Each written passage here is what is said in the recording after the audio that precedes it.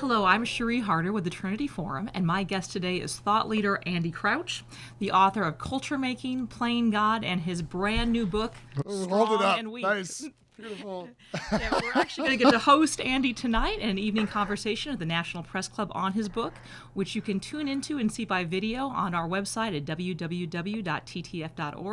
But for now, I had a few lightning round questions for Andy. So, Andy, outside of the Bible, what is the most influential book you've ever read? Gosh. I think I know the answer to this. It is this marvelous book called The Supper of the Lamb by Robert Farrar Capon, who was an Episcopal priest. This book was published in 1968. It is about how to make a lamb supper for 8 people 3 or 4 times. And it's a book of theology. It's a cookbook. It's a theology cookbook.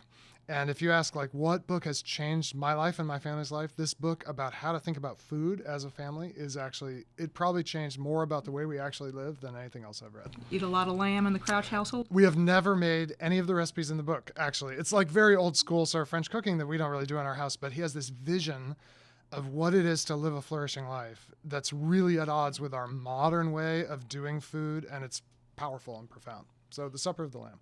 Excellent. Who's had the greatest impact on your life, thought, and work?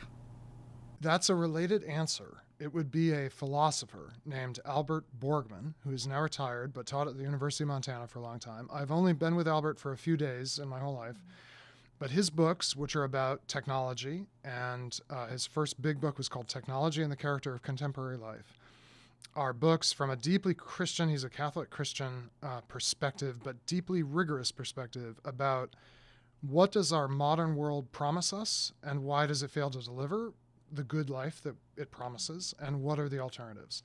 I think that line of thought, because technology is the dominant reality of our world, and it makes all these promises and in some ways fulfills them beautifully, but in other ways falls so far short, and we fall short when we give ourselves over to it. And Borgman helped me see what was missing and make my own life choices and then write differently. You just finished your 3rd book. What will the 4th be? It is actually finally about technology, which I've never really written about directly, but I'm writing a book about technology specifically in family life and how do we use technology in the home. And I have to say, every time I tell parents of like 5 to 15-year-olds I'm writing about this, they like want to get the book already, because parents know, like, we've brought all these devices into our homes. We don't really know what we're doing with them or what our kids are doing with them, and we have some sense we need to think about it. That's what I'm trying to write about in my next book. I'm sure there are many people who would love to have you as a dinner guest. If you could assemble your own dinner Not party. as many as you think. You could assemble your own dinner party. People alive or dead, who would be there? Well, Johann Sebastian Bach would have to be there. I want to find out how he did what he did while also having, 19 children or something like that, however many he had. So I'd want his wife to come along as well. Oscar Wilde, what a tortured comic genius. I'd love to have Oscar Wilde talk with Bach, actually, and like see if we could construct an alternate story for Oscar Wilde's very sad life in some ways. I happen to see, I think it's going to be public soon, an interview between Bono and Eugene Peterson, who are friends and have been friends for a long time. They should come. Bono and Eugene should be there. I realize it's all white males except for Johann's wife. Oh, well, it's going to be one more white male. But Richard Feynman, the 20th century physicist, who saw what was coming and distilled it so beautifully. And it was at this, he lived through the greatest set of discoveries about the natural world we may ever make, and had this incredible sense of humor. And it would just be fun to have him in the mix. So we'll have that be our dinner party. Great dinner party. You're a musician. Favorite musical artist? Miles Davis is amazing. All those mid-century jazz musicians were just creative in our time and place in a way that hardly anybody else was.